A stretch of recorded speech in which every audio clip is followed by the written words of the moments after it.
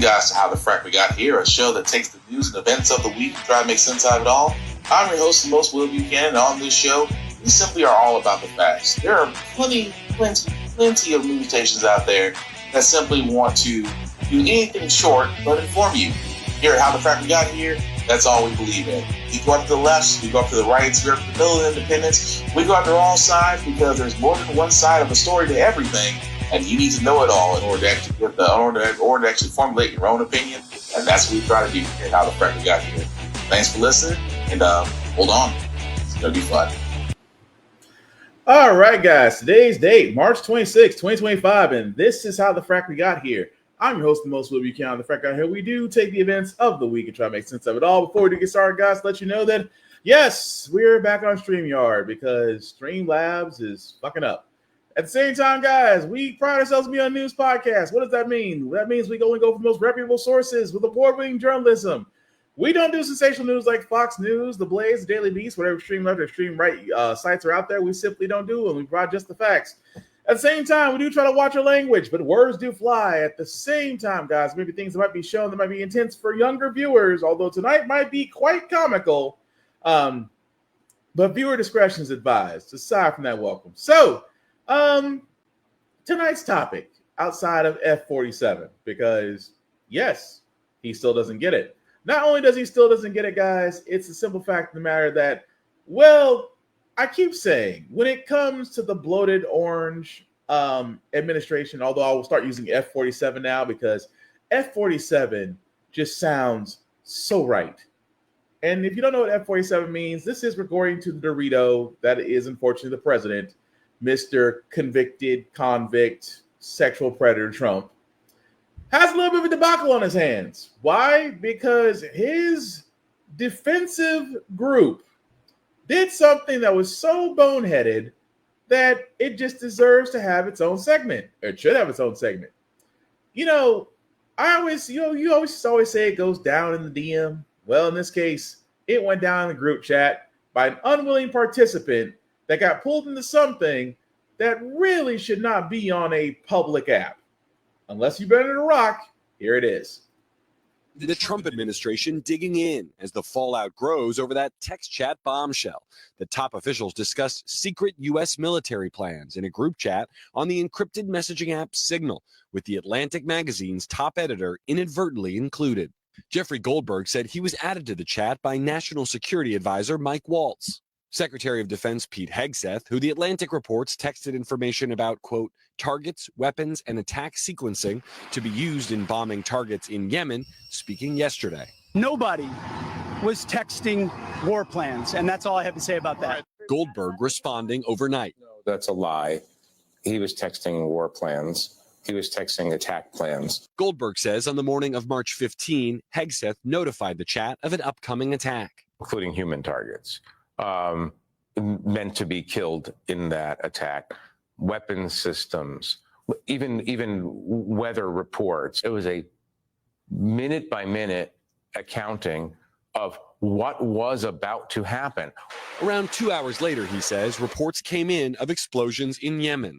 Though he chose not to publish the most sensitive information, Goldberg sharing other screenshots of the group weighing in, including the CIA director writing, quote, a good start after the attack. Even celebratory emojis posted by Waltz. Before Hegseth sent the plans, the group, including Vice President J.D. Vance, debated. Vance saying he thought the operation was a mistake, adding, quote, I'm not sure the president is aware how inconsistent this is with his message on Europe right now. The group later agreed to go forward. Vance's team now saying he and the president have discussed the matter and, quote, we are in complete agreement. President Trump on Monday denying any knowledge of the story. I'm not a big fan of the Atlantic. I don't know anything about it. You're telling me about it for the first time. A National Security Council spokesman telling the Atlantic its reporting, quote, appears to be an authentic message chain, and arguing there were no threats to troops or national security. Democrats outraged by the breach. This is reckless, irresponsible, and dangerous. While Republican lawmakers have largely shrugged it off. An inadvertent phone number made it onto that thread. They're going to track that down and make sure that it doesn't happen again. What you did see, though, So what happens now? President Trump did ultimately read that story yesterday, a White House official tells me, and two sources say he has spoken with Mike Waltz about the episode. The White House yesterday released a statement that reads in part that Trump still has the utmost confidence in his national security team. Several members of that team will testify on Capitol Hill today in an unrelated hearing where Democrats are already planning to grill them about this episode. Craig? Garrett Hickforce there at the White House. Garrett, thank you. So what's crazy about that is, right? Imagine you are Secretary of Defense, sometimes not really sober, drunk Pete's headset, along with others, talking in a public app about war plans, targets, and things of that nature. Now imagine you are an editor of a very famous newspaper to where now you have been pulled in and been sent sensitive knowledge. And yet when you try to do the right thing and go, well, I don't think this was supposed to come to me. With that being also said, the question everybody should be asking is, why are government officials using a public app? And even more so, how did this man get added? Well, this man was added by accident. But like any other journalist, if you hand them a golden ticket, do you expect them not to punch it? At the same time, what does that say that we already knew, really and truly, about F-47's administration already? Your department, I mean, no offense, let's be honest, your ICE is now the new Gestapo. Your director of national intelligence is a freaking idiot. At the same time, your Secretary of Defense is a drunk and a woman beater. And yet, the people that you have as director of the FBI, director of national intelligence, director of the NSA, have all been compromised. And yet, when Dorito is asked about the very same thing that everybody's talking about right now, Mr. F-47, were you aware that the Yemen attack plans were being texted to a reporter in a group chat? If so, how do you feel about it? President, your reaction to the story in the Atlantic that said that some of your top cabinet officials and aides had been discussing very sensitive material through Signal and included an Atlantic reporter for that. What is your response to that? I don't know anything about it. I'm not a big fan of the Atlantic. To me, it's a magazine that's going out of business. I think it's not much of a magazine, but I know nothing about it. You're saying that they had what? They were using Signal to coordinate on sensitive materials and having to do with what?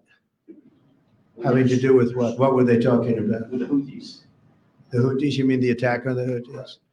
Well, it couldn't have been very effective because the attack was very effective. I can tell you that. I don't know anything about it. You're telling me about it for the first time. Anybody else? Okay, so you know nothing about the fact that your Secretary of Defense fracked up, but I know nothing about that. Well, the attack must have been the attack still must have went through. It was successful. I know that, but you don't know that your Secretary of Defense fouled up to the point to where national security may have been compromised. How is it, sir, that you are allowed to be in the White House yet you walk around like Colonel Klink from Hogan's Heroes? I know nothing. That's what Trump is, outside of a secret Nazi, but he pretty much is, I know nothing, but I know success. I don't know failure, although failure has been associated with many of my business practices, but you're not going to pin this on me. Even more so, to where Democrats, I got on you. Democrats, I got on you. The week before last, I got on you guys. And you have been given a gift. Bow tied up, wrapped in all. Democrats, you have been given a gift. Comedians, you have the next good 2 months of material to work with. Saturday Night Live, I am hoping you take this one. I'm just saying, Saturday Night Live, there's your cold open right there. That's all I'm saying. But being funny aside, how is nobody not going and saying, how in the blue hell are government officials using a public app, because Signal is a public app. Signal is much like WhatsApp, encrypted messages, prevent screenshots, messages disappear after some time.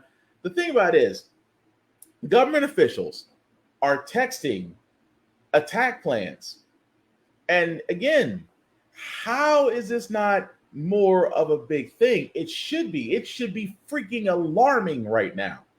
Even more so, the Director of National Intelligence, the FBI Director, Kash Patel, the CIA Director, all had to testify before the House Committee because, again, Democrats, this is your time to shine. You can grill the crap out of these people and watch them dance because they will. Especially to this question, to where this is why I love that maybe Democrats are finally getting it. I get the whole Michelle Obama thing. When they go low, we go high. Okay, that's cool. All due respect to FLOTUS, I will never disrespect that woman.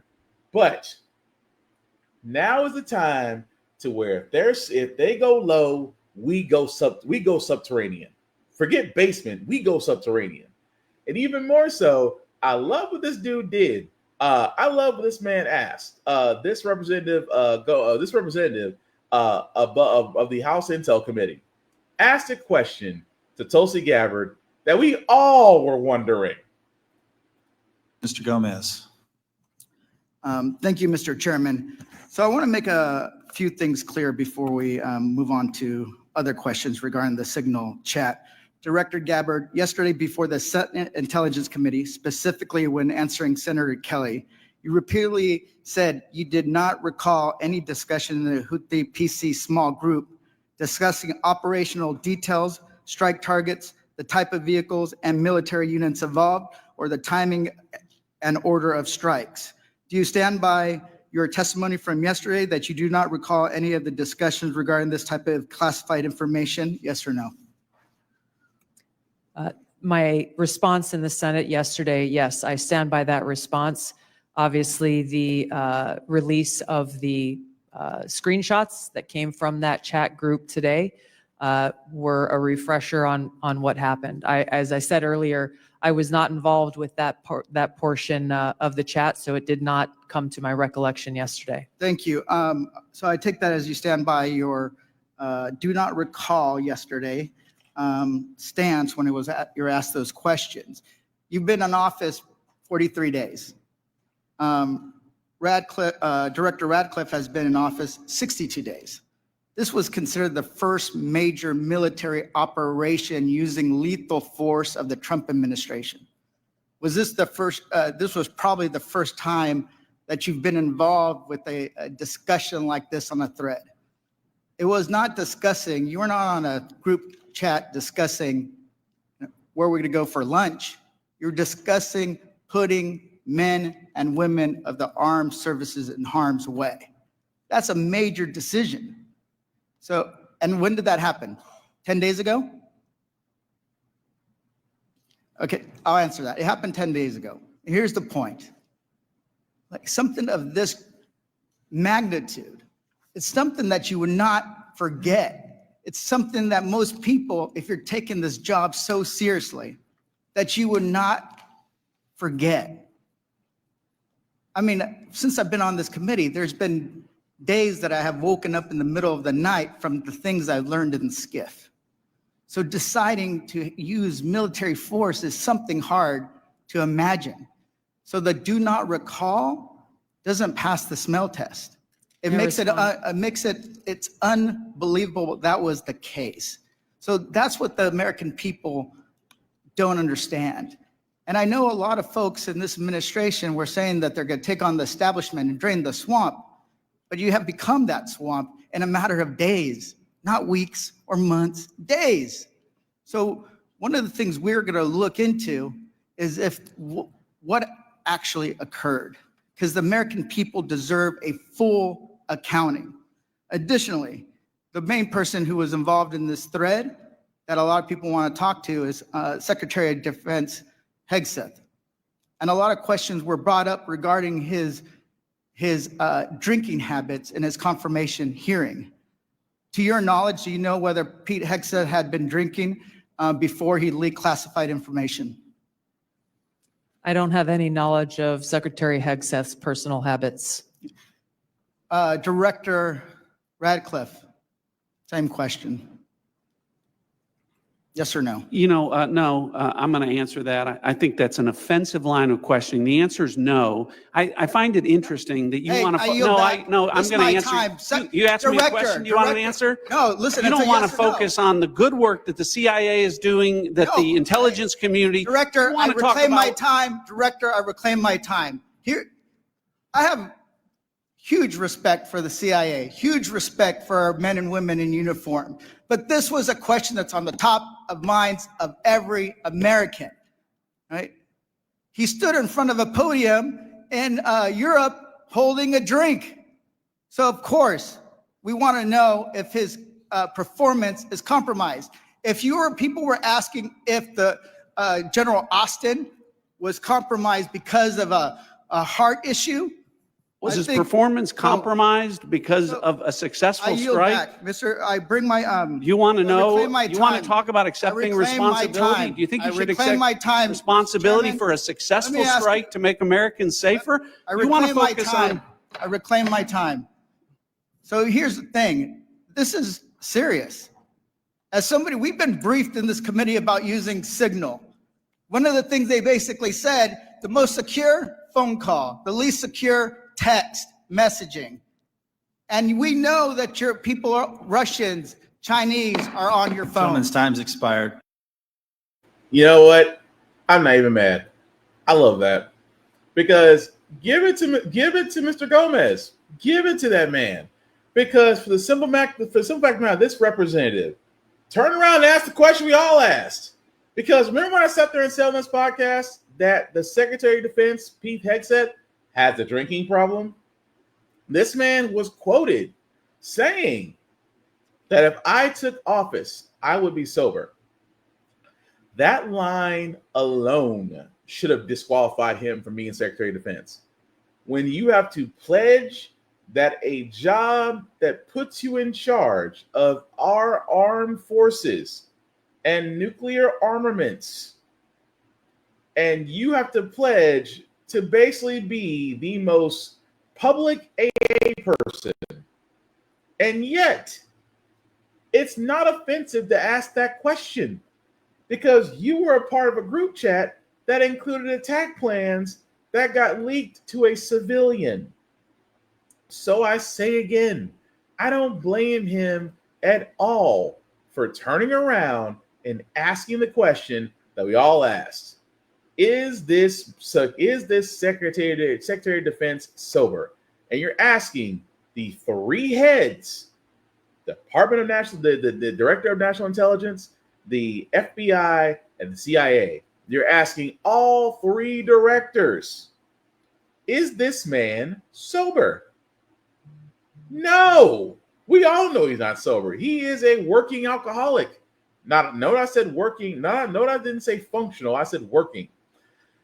But the crazy part about all this is, folks, is that classified information did get out.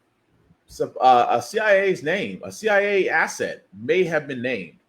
Attack strikes, including where they were going to hit, the targets they were going to get hit, hours before they actually occurred. This type of breach is done by folks, and it's human error. It's not system. We can't blame a system. We can't blame a breach. This is human error. But you can't have human error. And again, why are you using apps like Signal? I'm like, doesn't the government have their own ways of encrypted communication? I like to think so. I mean, the military figured it out. But yet, our Secretary of Defense, along with consultants, included an unwilling participant who now says, yeah, I got the receipts. You can't sit there and say, as Pete Hegseth says, that there was no classified information. Said person has text message says otherwise. I have the receipts. There were no attack plans. There was nothing classified.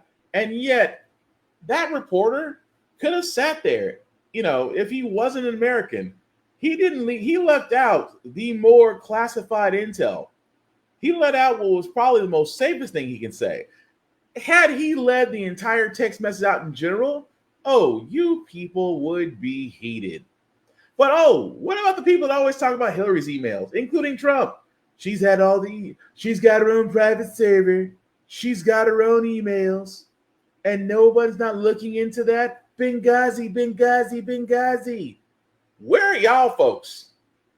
Because the same ones that were crying about Hillary Clinton's private email server, the same ones that were crying about not looking at Benghazi are eerily silent when it comes to this. And I mean eerily silent. You could have sat there the entire time and I would have been like, so y'all just ain't gonna say nothing? You're awfully quiet.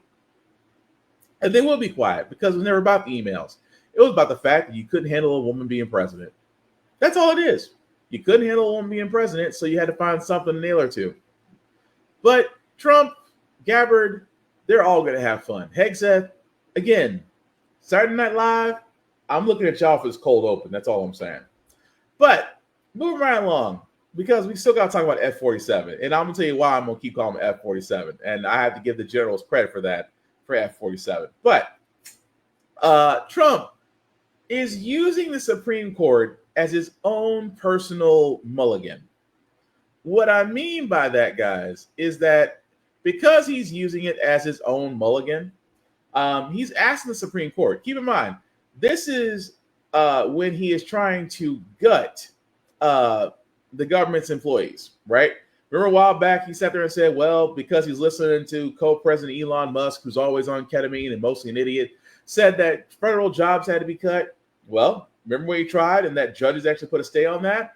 Well, Trump decided, I want to go whine the Supreme Court to lift the stay of the district judge's order that at this point had 16,000 terminated federal employees, which are now on hold. So this is the problem I have with this, that whenever it comes to Trump, and I mean this wholeheartedly, and I say this all the time, the Supreme Court used to be, let's say it this way. The Supreme Court used to be the court in the land that you had to jump through hills and valleys to get to. This was the court that if anything happened, like you had to be on some major, it had to be altering toward the country in order for the Supreme Court to hear this case. Trump, on the other hand, and his administration, what F-47 and his administration does, if they don't like a ruling that a judge has done, what's the first thing they do? We're going to take it to the Supreme Court. And the Supreme Court right now, guys, is conservative leaning. There are more conservatives in the Supreme Court than there are liberals or progressives. And the scary part about this is that Trump has a fast food window, which how is a case bypassing the lower courts, the appeals courts, and going straight to the Supreme Court? Because that's what Trump's administration does. The one thing I will know about Trump, his team does litigation. His team does litigation well. They love to sit there and say, we're going to take it to court, and we wait. And what's amazing about this, guys, is that because of this, there is a chance the Supreme Court can't hear this case. There's a chance the Supreme Court could turn around and reverse this. And if so, it sets a dangerous precedent that apparently Trump does not believe in order. Trump believes in dictatorship. And you can't sit there and tell me otherwise unless the Supreme Court does what they should have done. Respected the decision of the lower court judges and told them to appeal there. But we will see. But honestly, I think everybody else is tired of looking at a Supreme Court that can be summoned like Dragon Balls because F-47 doesn't like someone that rules against him. How very Hitler of you. That being said, speaking of F-47, again, guys, remember I sat there and said how F-47 is pretty much trying to disassemble the Department of Education? Remember the part where I sat there and said about student loans, special needs programs will be out the window, and that, again, for student loans, there's a possible legislative firestorm ready to happen because the Department of Education issued loans, and yet, if the Department of Education is somehow dissolved, that means the loans will be transferred under the Small Business Administration, which again leads to lawsuits. But I'll let F-47 explain it best himself. I do want to say that I've decided that the SBA, the Small Business Administration, headed by Kelly Loeffler, is a terrific person, will handle all of the student loan portfolio. We have a portfolio that's very large, lots of loans, tens of thousands of loans, pretty complicated deal. And that's coming out of the Department of Education immediately, and it's going to be headed up by Kelly Loeffler at SBA, and they're all set for it. They're waiting for it. It'll be serviced much better than it has in the past. It's been a mess. And also Bobby Kennedy, the Health and Human Services, will be handling special needs and all of the nutrition programs and everything else. Rather complex, but that's going to be headed by and handled by Health and Human Services. So I think that'll work out very well. Those two elements will be taken out of the Department of Education. And then all we have to do is get the students to get guidance from the people that love them and cherish them, including their parents, by the way, who will be totally involved in their education, along with the boards and the governors and the states. And it's going to be a great situation. I guarantee that in a few years from now, I hope I'm going to be around to see it, but I think we're going to see a lot of it. I think that you're going to have tremendous results. You're going to have results like Norway, Sweden, Denmark, a lot of the countries that do so well. I think you're going to have a lot of those results. If you look at Iowa and Indiana and Idaho, so many places that run so well, Florida, Texas, big ones, you're going to have great education, much better than it is now at half the cost. And we're not even doing it as a cost item, although you will save probably half, maybe more than that.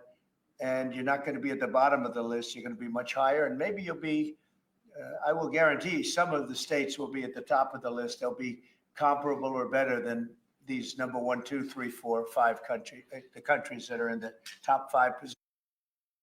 Ladies and gentlemen, what you have is the ramblings of a guy that doesn't understand what he's talking about. So yes, let's talk about it a little bit. If Trump has it his way and the dissolution of education of the Department of Education is dissolved, yes, student loan special needs programs will be moved. Student loans will be moved to a Small Business Administration because in Trump's eyes, student loans is a business portfolio. No, it is not. It is loans that are attached to people that are predatory, that some people really never get out of. At the same time, can hinder a person's life because, again, student loans stay on your credit report. So again, if he does dissolve the Department of Education somehow, yes, those student loans can be opened up to exception to lawsuits, which again, I can't stress that enough. What could happen? And yes, you could possibly sue because you did not take a loan out with the Small Business Administration.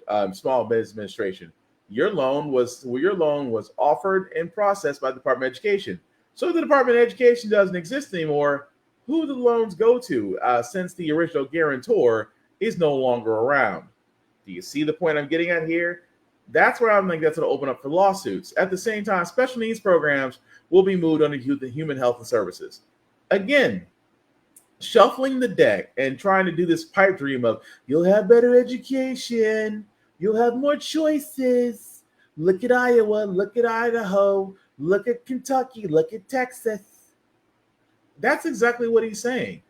And yet the states that he named are all doing very poorly in education, in mathematics, in almost every, and I say this about every red state. Look at every red state and look at where they are in terms of progression, education, financials, all the above. They chart down very low. But I love how they try to say overseas has it better. Yes, because overseas is the socialism that you hate. So again, this is also far-fetched. Trump could turn around and say, well, the Department of Education still remain intact. Trump's plans may be thwarted because right now they're doing what conservatives do best. They turn around and they basically choke something until it dies, and then they pick the bones from it. They did it with education. The funny part is they did it with HBCUs because that's what's happening here in Nashville with Tennessee State and the Nashville legislature. They will do it with the Department of Education because their conservative and private school friends want that free money that goes to public education. So trust and believe that the fact that him, Linda McMahon, and others are all salivating at the bit to return us to states' rights. If you're in a blue state, you'll be fine. If you're in a red state, you're probably fracked. Just saying.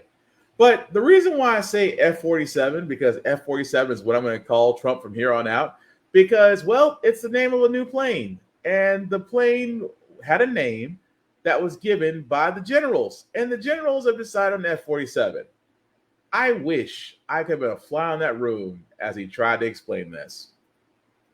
But we're here for a reason today that is very exciting. And I'm thrilled to announce that at my direction, the United States Air Force is moving forward with the world's first sixth generation fighter jet. Number sixth generation. Nothing in the world comes even close to it. And it'll be known as the F-47. The generals picked a title. And it's a beautiful number, F-47. It's something the likes of which nobody has seen before in terms of all of the attributes of a fighter jet. There's never been anything even close to it, from speed to maneuverability to what it can have to payload. And this has been in the works for a long period of time. After a rigorous and thorough competition between some of America's top aerospace companies, the Air Force. So I'm going to stop it right there because it kind of goes into old man rambling. But it's amazing that he says the name of the fighter plane is F-47. I wish the generals could have been behind him as he sat there and said, they named it F-47. I love it. 47. It's a wonderful number. It's a wonderful number. I would have loved to have been the generals behind him going. I'm like, does he not get it? This F-47. He's a 47 president. F-47. He still doesn't get it. And I'm just saying, Saturday Night Live, if y'all don't run with this, golden opportunity. That's all I'm saying. But it's another play up. Everything Trump does, it's got to be the most beautiful thing. It's got to be the great. It's got to have advancements you've never seen and payloads. And I'm like, dude, would you stop trying to sell us? We know F-47. We know you're a grifter. Grifters are going to grift. We understand this. But what kills me out of all this is that you try to play up something that we don't care. We don't honestly care. We really and truly don't. But at the same time, F-47, it's the gift that keeps on giving, which is now what we're going to call. We used to call Trump, we used to call him the orange president. We used to call him convicted felon. Now he's F-47. Wonderful name, generals. Good job. But moving right along, guys. Remember I sat there and said that Trump going after illegal immigrants was going to blow up badly because, one, you're going to sweep up legal citizens in your wake. That also being said, a student from Colombia is actually suing Trump, saying that her permanent status in the U.S. is revoked. Now, the person, of course, that's the journalist, not the ex-person there. Now, the Colombian student has lived in the United States since being here from South Korea since age 7. Here's the thing that you should know: that she is legal permanent resident, right? But because, and let's be honest, this is the real reason why, because she participated in protests about the Palestinians in Gaza, which is still going on, by the way, and again, because of her protests, she may or may not, I still say allegedly, may have been targeted by immigration to go ahead and try to deport her, even though she's a legal resident. And trust me, it's not, and again, people are going, well, I mean, this bound to happen. No, it's not bound to happen, because ICE has been empowered for way too freaking much. Between them and Kristi Noem, who is the director of Homeland Security and also a Trump puppet, is literally going after everybody. But you know what? They are going after people of color. I've yet to see any Russians get picked up. I've yet to see anybody of a lighter skin tone get deported. But you know, every time we see deported, people of color. Even more so, folks that are actually citizens but protesting against the status quo. Because no matter how you feel on the side of the Israeli-Palestinian Hamas situation, the fact that she is legal resident, she has the right to protest. Because you may not agree, or she's protesting against your administration, does not give you the right to basically upend her. This isn't Russia, sir. It's not like Putin, where you can actually have many of your outspoken critics disappear. Which again, Trump would love to, because he romanticizes the idea of dictators. Just saying. But at the same time, this is the reason why I keep saying that ICE needs to be reined back in, and that, well, Trump, outside of how this week started, may have bigger fish to fry. But again, for all those in immigration, please learn the laws and how you can protect yourselves, because right now it's kind of open season with the modern Gestapo. But going back to the judges for a second, because remember I sat there and said that Trump whined and cried, F-47 whined and cried that doesn't get his way? Well, current kiss ass and Speaker of the House, Mike Johnson, has decided maybe we need to get rid of the courts.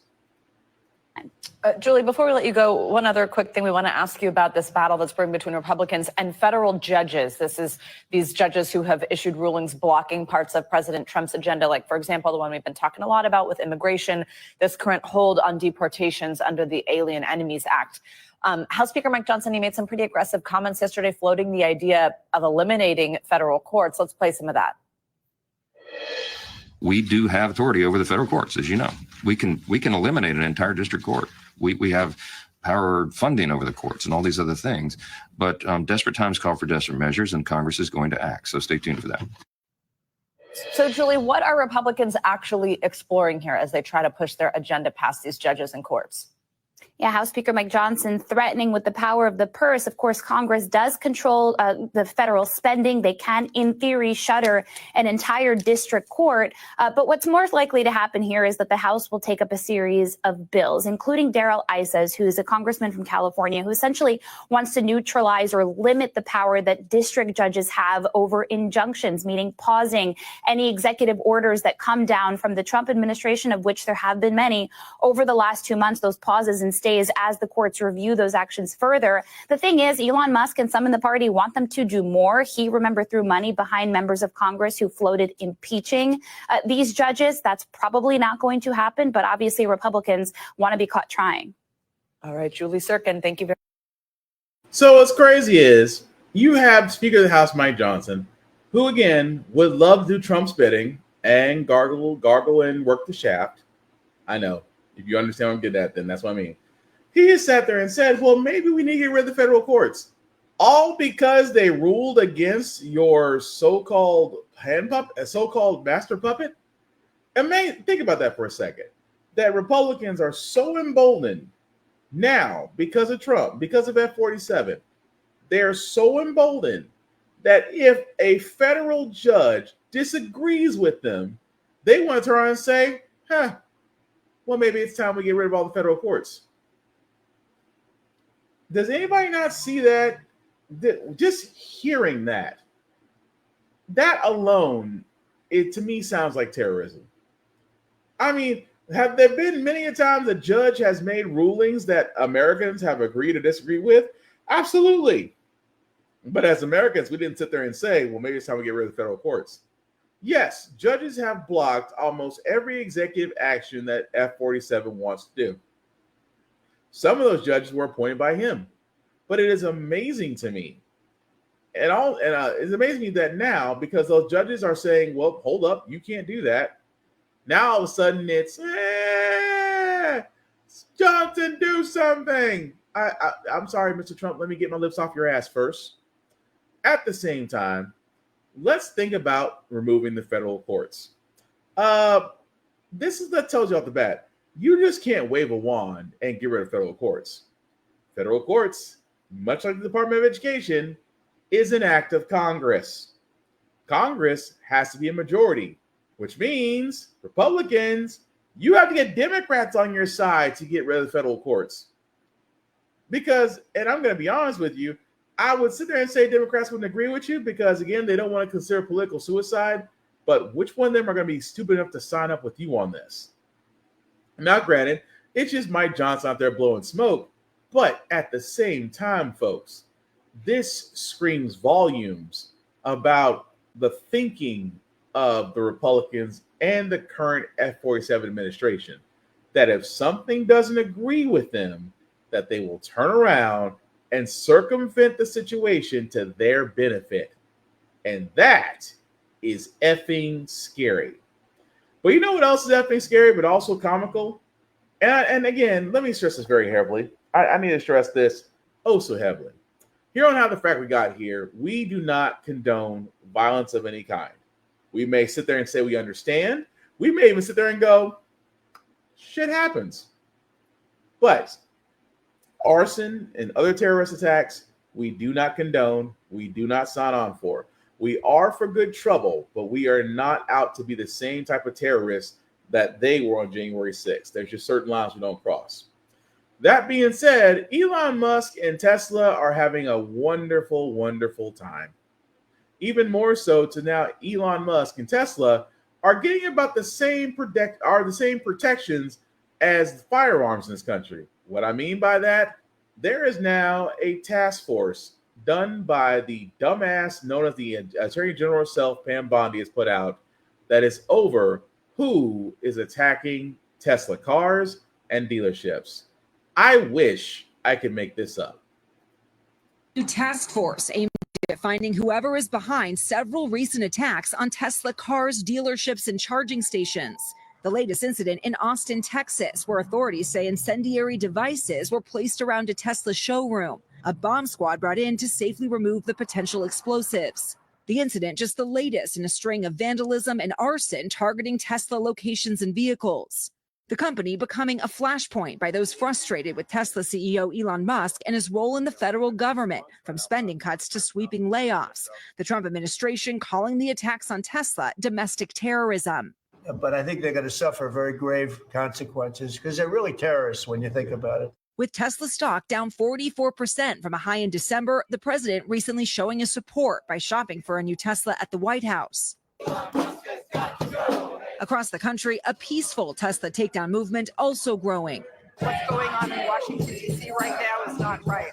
Thousands of protesters gathering at nearly 90 Tesla showrooms, calling on people to sell their vehicles. Joan Donovan is one of the original protest organizers. What is the goal of the Tesla takedown movement? It is to do something to call attention to Musk to try to get him to leave his post in the government. As protests against Musk grow, some counter-protesters turning confrontational. In Berkeley, California, a 33-year-old arrested after pulling a stun gun. And in Palm Beach County, Florida, a Trump supporter charged with assault after driving his car towards the crowd, almost hitting protesters. And this upcoming weekend, the Tesla Takedown Group is planning a day of action with protests planned at 500 Tesla locations around the world.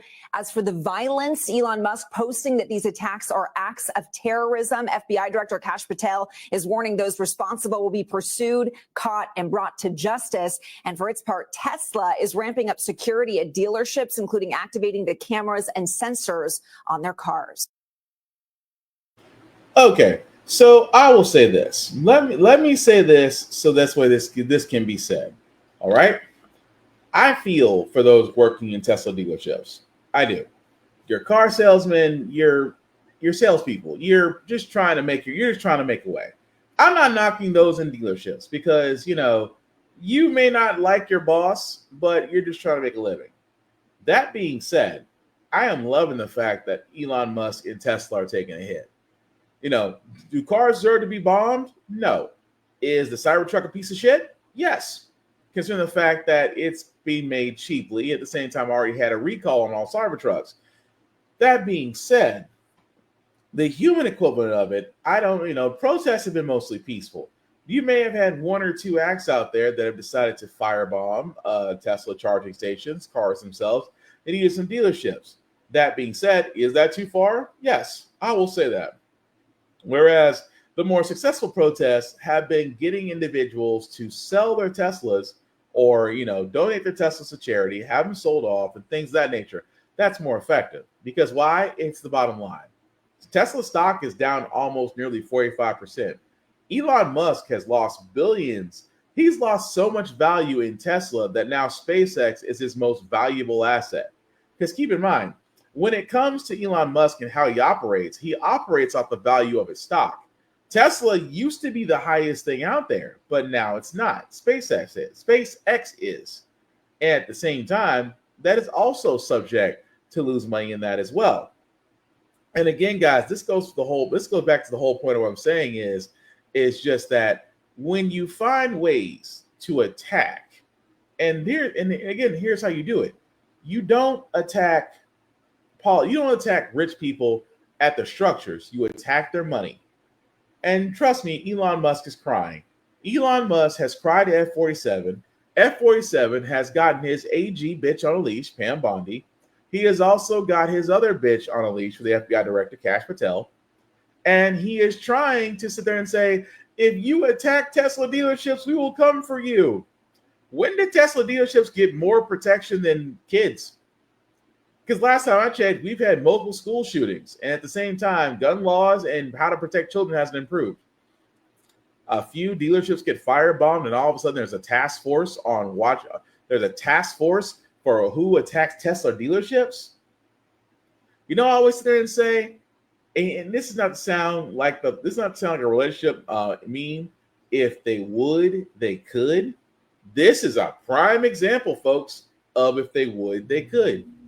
And at the same time, guys, this is the point where I'm getting at. Whenever we see somebody who has influence cross to somebody who has power, all of a sudden they are now protected. Do I feel bad that Elon Musk is losing money hand over fist? Nope. Do I believe that the only way that we can affect him is to basically hit his bottom line, his bank account? Yes. He's an idiot off daddy's diamond money because his daddy sat there and said, "Oh, Elon Musk is not racist. He was friends with many of our black servants at our home." Goes to show you how far off from reality those idiots really are. But speaking of idiots, Chuck Schumer, the guy I talked about that needs to go right along with Nancy Pelosi and the rest of the old guard in the Democratic Party. You guys may remember not too long ago, Chuck Schumer crossed the line, actually supporting Donald Trump's deal, endorsing Donald Trump's plan to avoid a government shutdown, to which many Democrats looked to him and was ready to really wring him out over it. And yet he felt he was doing the right thing, although he was about as alone on the tree branch as it gets. There have been many calling for his resignation, including myself, and, well, Chuck Schumer had some words. All right. Well, I do want to move to some of the discussions on Capitol Hill. Because of your decision, Leader Schumer, last week to clear the way to pass a Republican funding bill and avoid a government shutdown, you have faced calls from outside groups, even members of your own party, to step aside as minority leader. When asked about your future to town hall, Senator Michael Bennet said, quote, "It's important for people to know when it's time to go." Leader Schumer, are you feeling pressure to step down? Look, I'm not stepping down. And let me just say this, Kristen. I knew when I cast my vote against against the government shutdown that there'd be a lot of controversy, and there was. But let me tell you and your audience why I did it, why I felt it was so important. The CR was certainly bad, you know, the continuing resolution, but a shutdown would be 15 or 20 times worse. Under a shutdown, the executive branch has sole power to determine what is, quote, essential. And they can determine without any court supervision. The courts have ruled it's solely up to the executive what to shut down. With Musk and Doge and Trump and this guy Vogt, V-O-G-H-T, I think is how you spell his name, is the head of OMB, they would eviscerate the federal government. On day 2, they could say, oh, SNAP, feeding hungry children, not essential. On day 4, mass transit, all transit, aid to the states, not essential. We're cutting it. On day 6, Medicaid, we'll cut that by 20, 30, 50, 80%. We'll go after Social Security. We'll go after the veterans. Their goal is to just eviscerate the federal government so they can give more taxes, more tax cuts to their billionaire class over there. And so it would be devastating. And here's what makes one more thing. Here's what makes it worse. There's no off-ramp. Who determines how long the shutdown would last? Only those evil people at the top of the executive branch in the Trump administration. And one senator, Republican, told a Democratic senator, colleague of mine, and this guy is close, this Republican senator is close to the Doge Musk people, they would keep the government shut down for 6 months, 9 months, a year, till everyone was furloughed and gone and quit, and there'd be no way to stop it. So I thought that would be so devastating to the Republic and anger so many people that we actually went forward with a shutdown, which have even worse consequences than the CR. It was a vote of principle. You know, sometimes when you're a leader, you have to do things to avoid a real danger that might come down the curve. And I did it out of pure conviction as to what a leader should do and what the right thing for America and my party was. And to that point, I mean, some Democrats are saying they want leadership to show more fight in this moment. They think that's what's required. You were, of course, instrumental in urging President Biden to drop out of the 2024 race when he himself wasn't convinced. I've had conversations with Democrats, Leader Schumer, who say this moment feels very similar. Are you making the same mistake that President Biden did? No, absolutely not. I did this out of conviction. And look, in my caucus, we have a disagreement as to, you know, some people voted one way, some people voted the other. But we've all agreed to respect each other because each side saw why the other side felt so strongly about it. And our caucus is united in fighting Donald Trump every step of the way. Our goal, our plan, which we're united on, is to make Donald Trump the quickest lame duck in modern history by showing how bad his policies are. He represents the oligarchs, as I said. He's hurting average people in every way.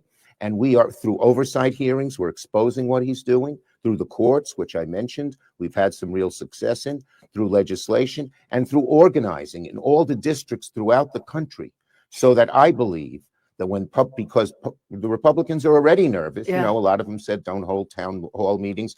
I believe by 2026, the Republicans in the House and Senate will feel like they're rats on a sinking ship because we have so gone after Trump and all the horrible things he's doing, and they will know it, see it, hate it, and act on it. Let me ask you about something former House Speaker Nancy Pelosi said on Tuesday about your decision. She said, quote, "I myself don't give away anything for nothing." And I think that's what happened the other day. Do you acknowledge that Democrats didn't get anything in this fight, Leader Schumer?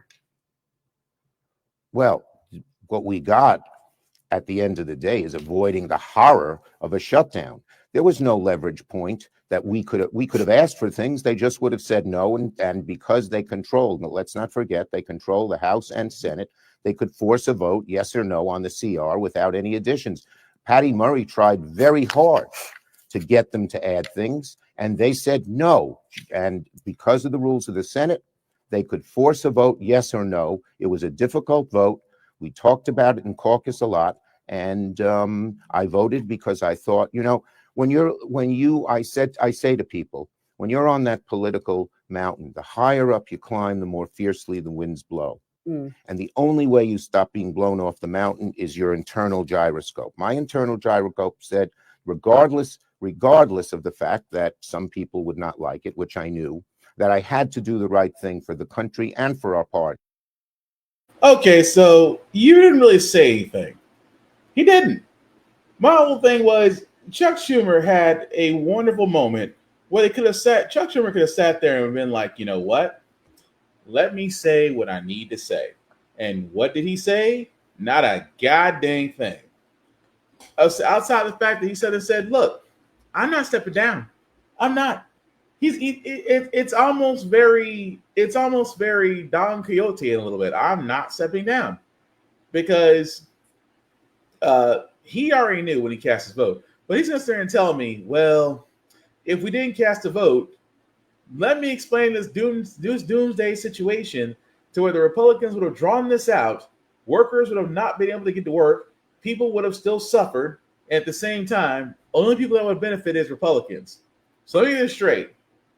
You as a lone Democrat, the minority voice in the Senate, you have decided to take it upon yourself to fall on this mighty sword and say, look, It is better to keep the government running than to not shut it down.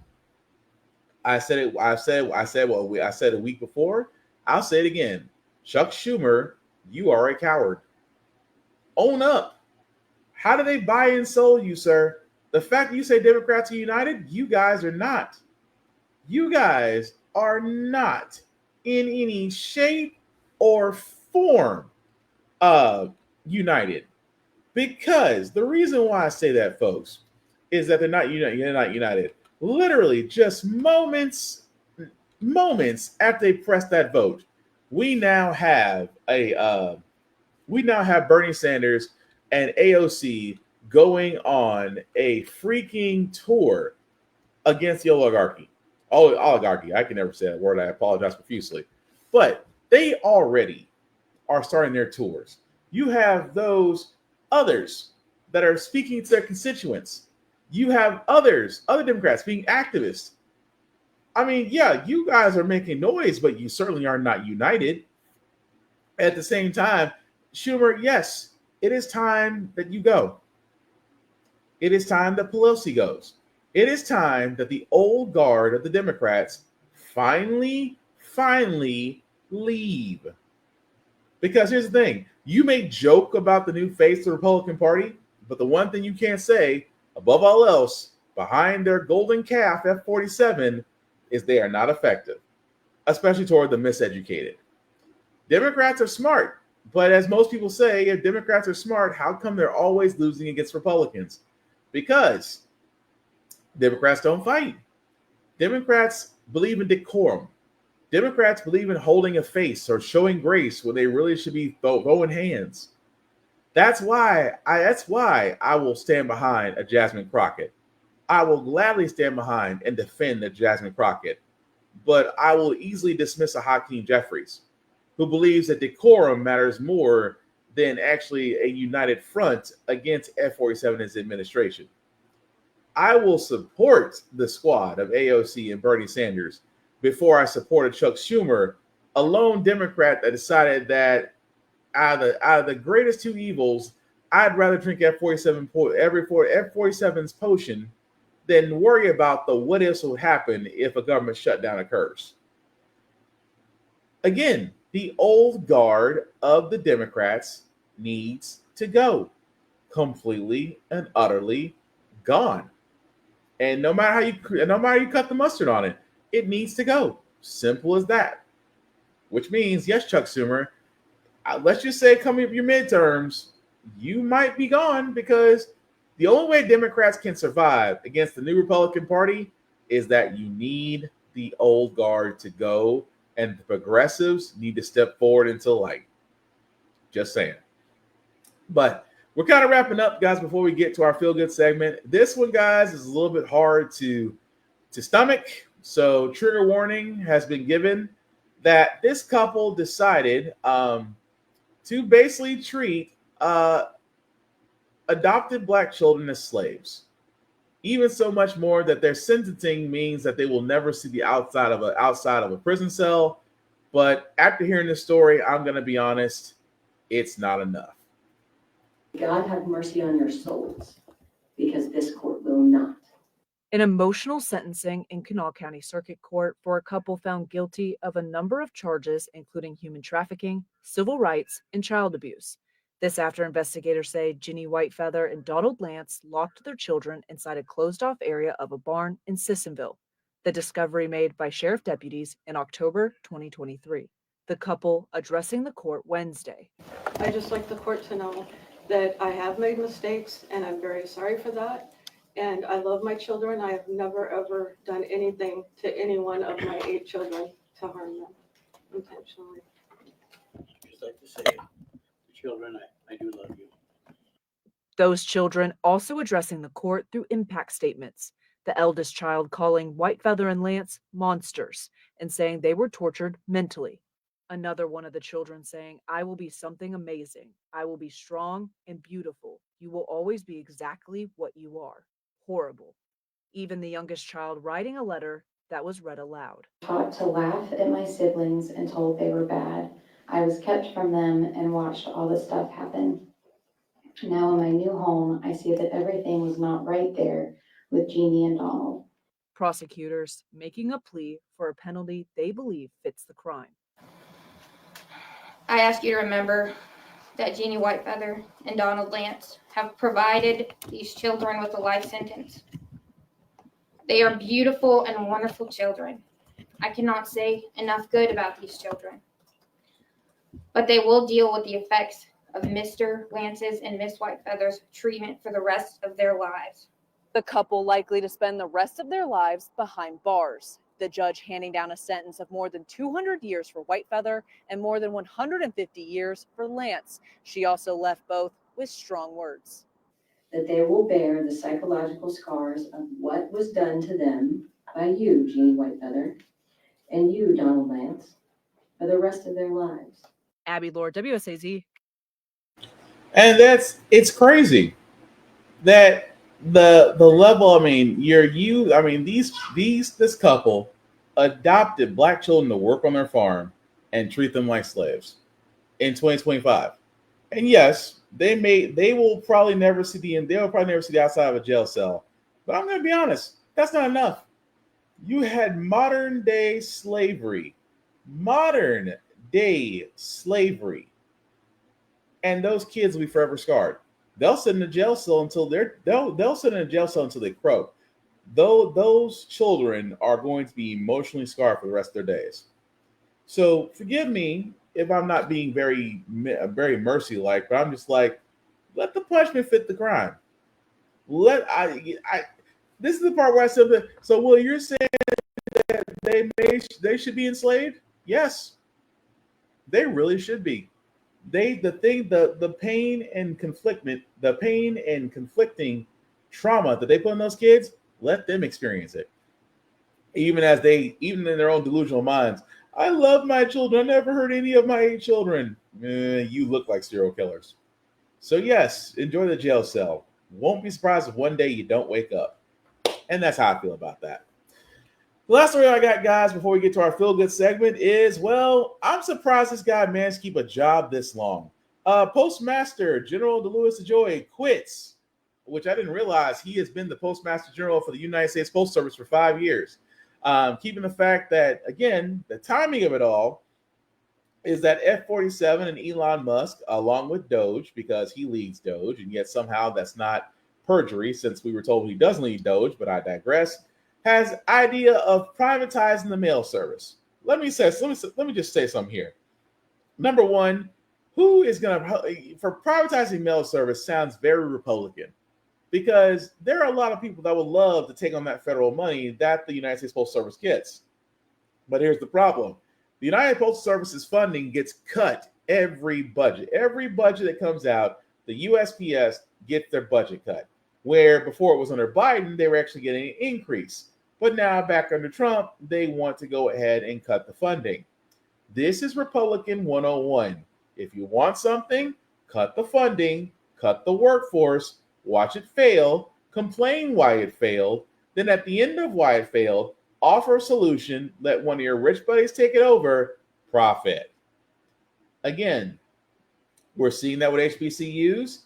They're trying to go up the U.S. Postal Service, which, by the way, the USPS is still a great system that a lot of businesses and small businesses rely on.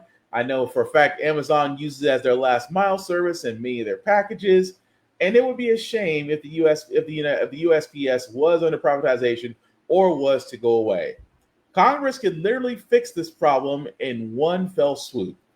Not hiring Louis DeJoy, although Louis DeJoy was actually a Trump appointee because he paid for his position.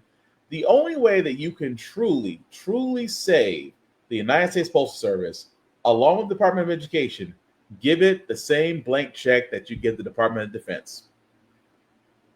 If you have more money, you can have more personnel. We were all set with the IRS. The IRS was getting $80 billion in funding and new personnel. What is that personnel now being helped to? Helping to deport illegal immigrants. So yes, your IRS audit might take a wee bit longer. But that being said, guys, we're going to go and move on to our feel-good segment. As usually on How the Frack We Got Here, we do cover a lot of things that are doom and gloom. Sometimes makes you lose faith in humanity. But hey, We try to leave you out on the good news, especially during the middle of hump day, and hopefully this news will do it, of a man whose lifelong dream is to join the Yankees and was able to call his mom and tell her the good news. Okay, let's boost it, you guys. Are you ready for baseball season? Yeah. Yes. Let me introduce you to the newest member of the Yankees official roster, J.C. Esquera. After years in the minor leagues, working part-time as a substitute teacher and an Uber driver to pay his bills, he just earned his spot on the Bronx Bombers. And take a listen to the emotional moment he told his mom the big news. Mom, paano nga yun?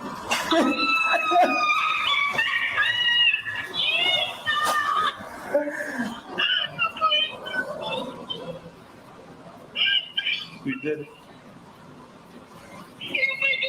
I made the team. We did it. Oh, so beautiful. He said it was their whole family's dream. Oh.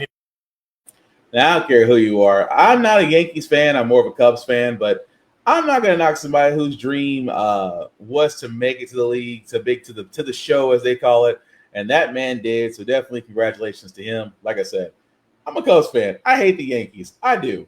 But shout out to Mr. Skara, who is now an MLB player with the Yankees. Enjoy, sir.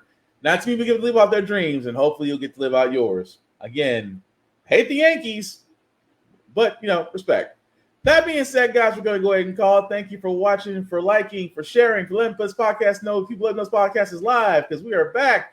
And Lord, it feels so good, so good. Don't get me wrong. I'm sure Talk Studios is great, but this just feels nice. Anyway, that being said, shameless plugging, guys. Shout out to Always Press Record TV or APR TV. Why? Because How the Frack shows on their network. You can find them on Amazon Fire TV or the Roku app or on any smart device. Again, APR TV, alwayspressrecord.com. Also, blurrstation.com. Another vehicle for us that has our entertainment, our content, and most importantly, deserves our viewership. $10.99 a month to stream Blur Station. Again, go to the Join Now button and select the Bird's Eye View Offending membership and select my name, Black Spartan. Would appreciate it. Again, $10.99 a month to stream Blur Station. And again, let's treat Blur Station the same way we treat Tubi, because Tubi is now well worth over $1 million. But Tubi is owned by the same guys that own by Fox. Again, our content, our viewership, most importantly, our dollars should be going to us. So definitely check out blurrstation.com. As for myself, guys, please check out How the Frack We Got Here on all the socials, YouTube, Facebook, Twitch, and TikTok. Like, share, and subscribe, guys, because simply put, we cannot do this show without you. At the same time, comment, talk about it. Let's keep the conversation going. At the same time, guys, with the reality right now, please don't doom scroll. Guys, protect your peace, protect the people, check in on your people. Do something that makes you happy or makes you laugh. And if you can do the same thing for somebody else, please do so. The world could use more of it. But as we wrap this up, guys, I do want to say that How the Frack Got Here, it's all about staying informed. We are not trying to reinvent the wheel, guys. We are simply giving you all the information, allow you to make up your own mind. But we do provide a lot of perspective that goes along with it. We're better as society once we're informed. We're progressive. We move forward. We try to right the wrongs of our past for making decisions now that we should have done back then.